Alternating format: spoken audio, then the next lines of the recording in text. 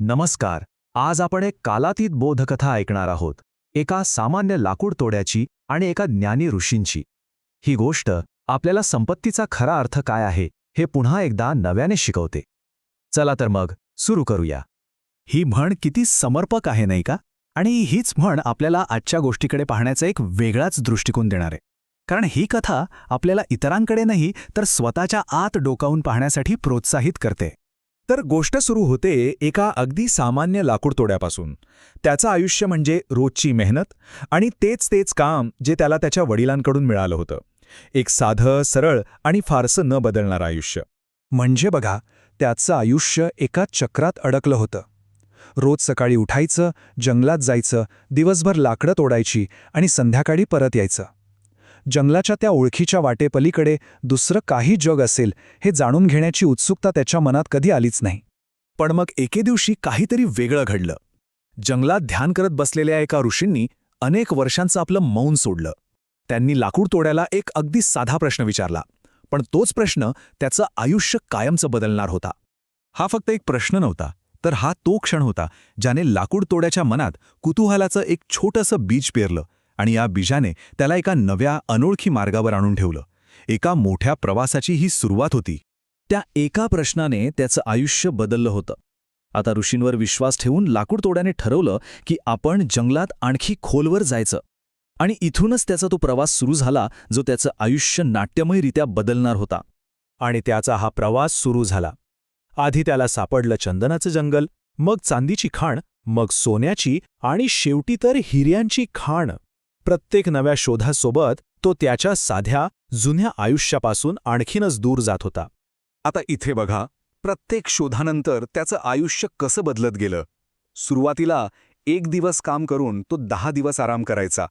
मग चांदी मिळाल्यावर 3 महिने, सोनं मिळाल्यावर 6 ते 8 महिने आणि हिरे मिळाल्यावर तर तो काही वर्षातून एकदाच जंगलाकडे फिरकायचा.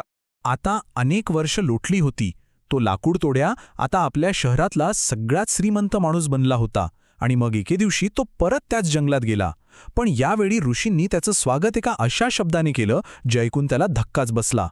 कल्पना करा, ज्या ऋषींनी त्याला श्रीमंतीचा मार्ग दाखवला तेच त्याला मूर्ख म्हणत होते. या एकाच शब्दाने लाकूड तोड्याच्या अहंकाराला जबर तडाखा बसला. हे ऐकून लाकूड तोड्याच्या रागाचा पारा चढला. तो म्हणाला, मी माझ्या शहरातला सर्वात श्रीमंत माणूस आहे आणि तुम्ही मला मूर्ख म्हणता.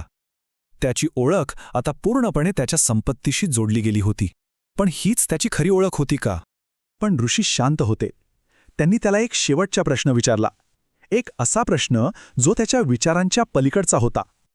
ते म्हणाले, तू हिऱ्यांच्या खाणीपर्यंत पोहोचला, पण त्याच्या पलीकडे आणखी काय असू शकते याचा विचार केलास का?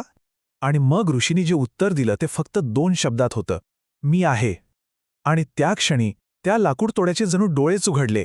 त्याला कळून चुकलं की तो इतके दिवस काय गमावत होता. खरा खजिना तर त्याच्या समोरच होता.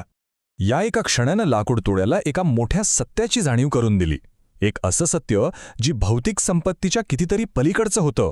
हे बघा, इथेच या कथेचं सार आहे. एका बाजूला आहेत बाह्य खजिने, चंदन, सोनं, हिरे.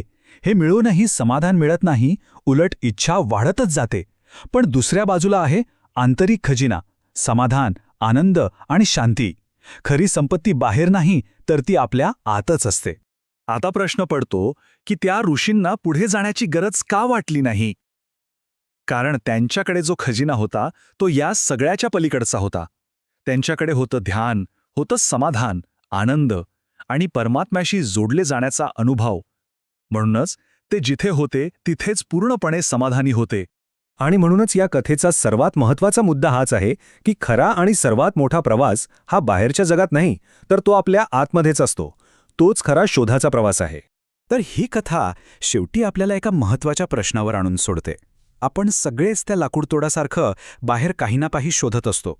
पण आपल्या आत असा कोणता खजिना दडलेला आहे ज्याचा शोध घेणं अजून बाकी आहे? विचार करण्यासारखा प्रश्न आहे नाही का?